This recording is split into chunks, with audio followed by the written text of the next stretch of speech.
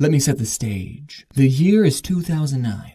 A black man was just elected president, and I was in 7th or 8th grade, I forget. I was a very pubescent boy, and I wanted to impress this girl who was a huge fan of Twilight. Remember when Twilight was still a thing? So the second Twilight movie, New Moon, was not out yet, but the trailer was. And in the trailer, there's this scene where Bella himself in the sunlight. No, Edward, don't! Is running through a fountain. So with my hormone-filled brain, I decided to draw this girl a comic about New Moon to impress her. And little did I know that would be the very first comic that would start a long chain of events that led to where I am today. That's actually not true. The very first comic I drew was this fan-made Garfield comic that I did when I was like 9. This was the Garfield comic that came out when I was born. Okay, back to Twilight. So I had to do some deep digging, but I found it. The very first comic that I'm counting as doing. Let me read it to you. This guy is sitting in a movie theater surrounded by girls with hard eyes. The guy says, "This movie doesn't make any sense." Girl says, "Wait, what? It doesn't make any sense."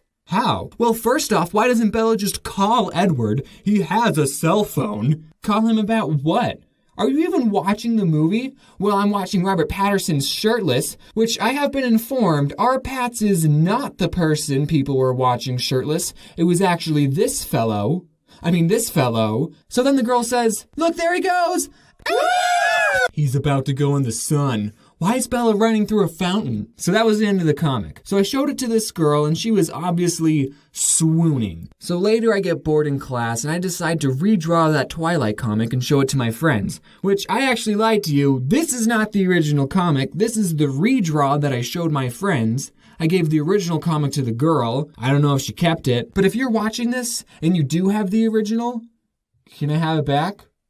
You know who you are. So I get bored in class again, can you believe it? And I start doodling on my page, and I think, wouldn't it be funny if I drew, more comics? What if I just made that my thing? So for the next 2.5 years, I start drawing 6 comics on one blank sheet of paper, 3 on each side. They were just little stick figures, and I kept every single page of them. And doing that really taught me a lot about the basics of making a comic. But a lot of them weren't that funny, so I guess I didn't learn that much. Anyway, when I was around 15 years old, I wanted to put my comics on the internet.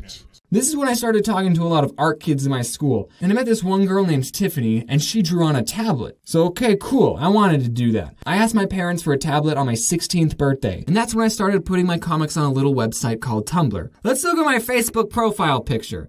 Not that one. This was a public picture that anyone could see. What's going on with the scribbles in the hair? Now what happened was that I had the contrast on my computer screen turned all the way up. Now if we turn the contrast on this image, you can kind of see what I was going for. And it's also sad that I probably spent a long time working on this. So if we go back to my Tumblr page, we see the first comic I ever posted. But that was not actually the first comic I made on the computer. The first comic I made was like an introduction to all the characters. And at the end they would say, "Oh, we forgot the punchline."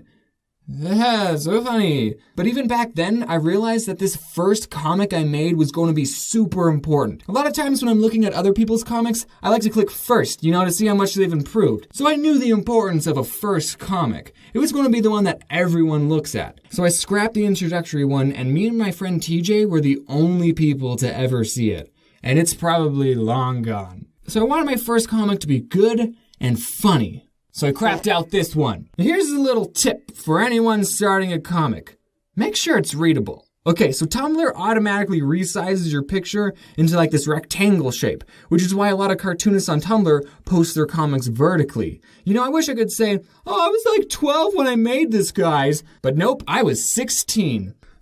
So let me read this to you. I bet a lot of people who like this can't even read it. Okay, Arizona is always hot, but Oregon is always wet. See, look at that. I was talking about Arizona way back then, and I used to live there, in case you didn't know that. And we see Orange Shirt looking out the window, and it's supposed to be raining outside. So Orange Shirt says to Blue Shirt, "What's your favorite state?" Blue Shirt says, "Solid, but I think being a liquid can be fun." Never mind. Actually, now that I think about it, being a gas can have its perks. But as embarrassing as this picture was, look at the description I wrote. "Hey everyone, I'm creating a webcomic." Boo! It's about a modern family with 3 sons. You see, with my stick figure comics I did on paper, I actually had characters with personalities, and I wanted to put them into The Odd Ones Out. There's Justin in the orange shirt, who's about 14 years old. Boo! Jake in the blue shirt, he's 11. He sucks! And the oldest is Kevin. He's not in this strip, but he'll appear in the next. Boo! This is terrible! Okay, here's what the character lineup was. We had a mom, who actually still looks a lot like my mom character today. Then the dad, not important. And then 3 kids, Jake, Justin, and Kevin. And each kid had a friend character. Braxton, Max, and Anthony. I don't know if I ever said their names in the comic, but I chose these names because they were actually based off real people who were my friends in preparatory school. But wait, there's more! I'll post strips whenever I can. If you like the comic, please follow. Please follow. Thanks, James. Ugh, holy crap! Okay, so around August of 2012, I decided to change my style and give my characters necks. Then around January of 2013, I was experimenting with all kinds of different styles, and then I settled on this one. Now this comic is great. I'm still proud of it to this day. It looks like a real comic. Oh, and these 3 people at the bottom are actually people I know. And then I kept doing some more in that style, and then I finally said, screw it! I'm drawing it like this. Loading Artist and Domix were like my 2 biggest inspirations making it this way. And the rest is history. Thanks for watching. Well, that sucked.